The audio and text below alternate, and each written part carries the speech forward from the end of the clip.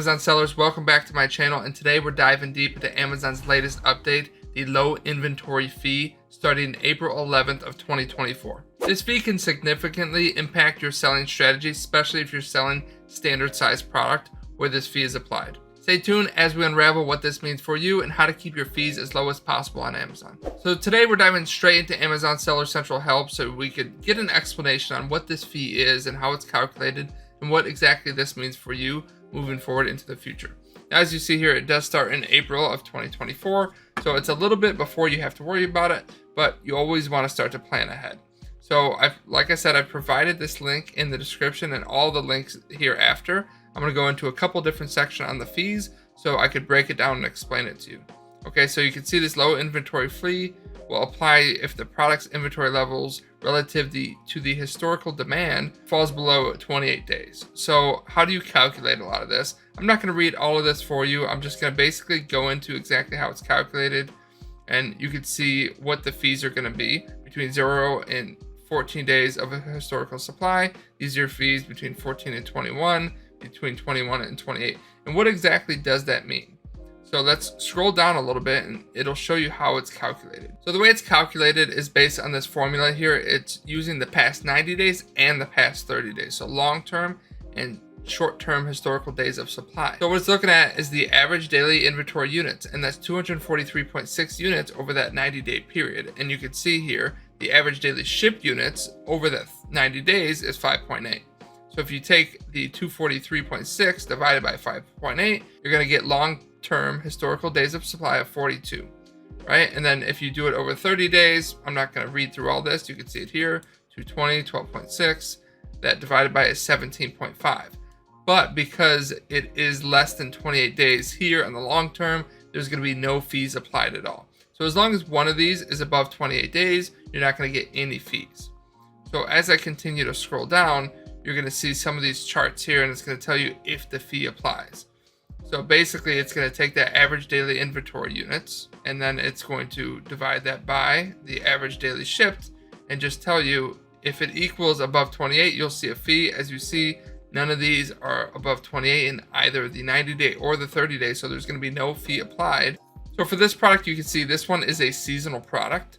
So it's showing for a while, it was in season, it was in season, it was in season, it was selling really well. So like the past 90 days, the past 30 days, sales were a lot higher. And then inventory started to get a little bit too high compared to the average daily shipped units. And then as we scroll down, the shipped units started to drop, and you can see they started to get fees applied here because either the 90-day or the 30-day was under that 28. They were both under 28, and you're going to get that higher one. So you can see that because they were under 28 days worth of supply, they've started to drop, and then they're going to be getting charged that amount. And as you can see, this is something that Amazon updates on a weekly basis. So I'll go forward and show you some of the examples that Amazon does. I'll jump right over really quickly to the forum, which I've also given a link to. And you can see Amazon is going to have a dashboard of historical days of supply.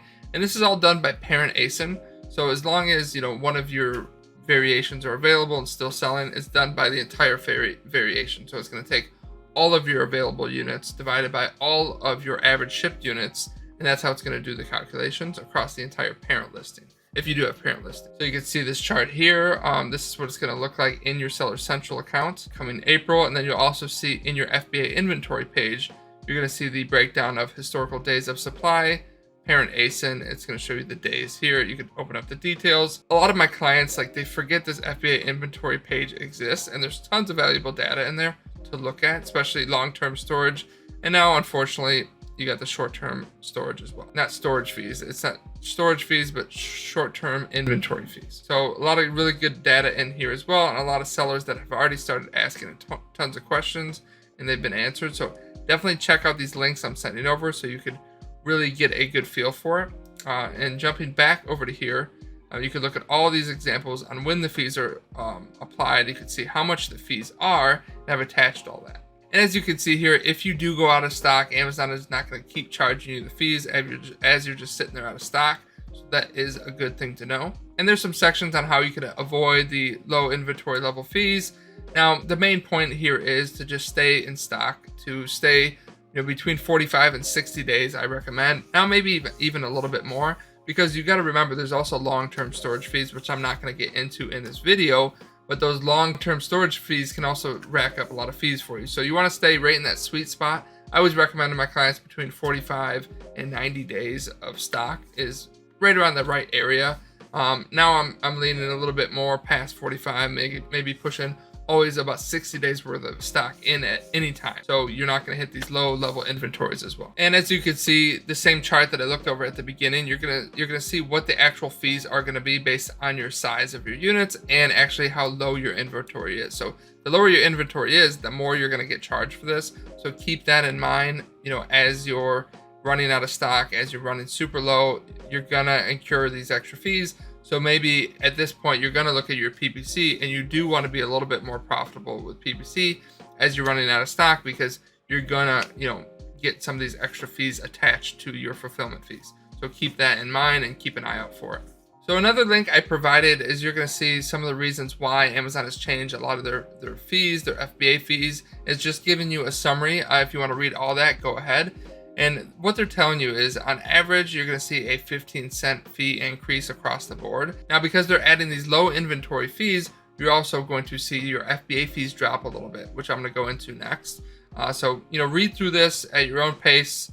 You're going to see a lot of valuable insights in here. And you can see an average decrease in FBA fulfillment fees of standard size products of 20 cents. So that's going to help with some of these new inbound fees. And you can see the average they're estimating is around 27 cents per unit for those inbound. And these inbound fees are a whole nother thing. They're charging you a little bit more for shipping into Amazon, and depending on if you want to go all to one warehouse or multiple warehouses, which I'll dip into very quickly here. And I've also provided links for that.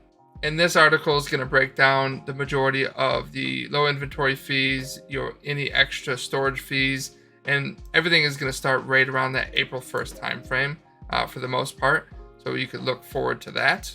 And this is for that new inbound placement service fee. This is where you can decide to send your stock to all one locations out west where you're getting a lot more sales, where it's going to be more of a premium service.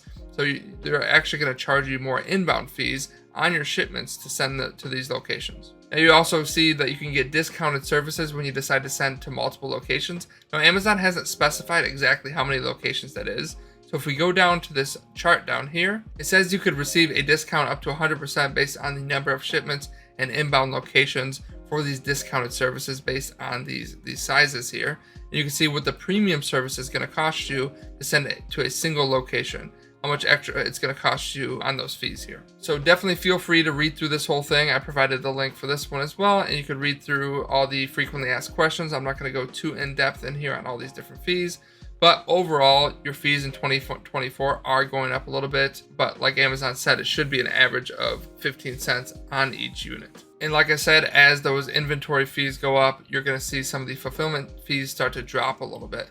So as I go through the updated 2024 fulfillment fee changes, they're a little bit different. So between January 15th and February 4th, these are going to be the fees.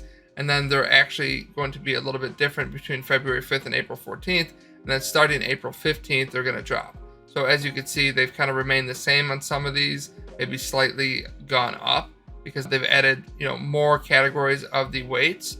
But then you could see them start to drop after April 15th. And it's pretty much the same across the board. They've separated some of the categories up a little bit, and then overall they've dropped a little bit after April because that's when some of these other fees are going to start to be implemented. So definitely take a look and look at all your products and see where they fall in this chart, so you know exactly what your fees are going to be over the next few months up until April.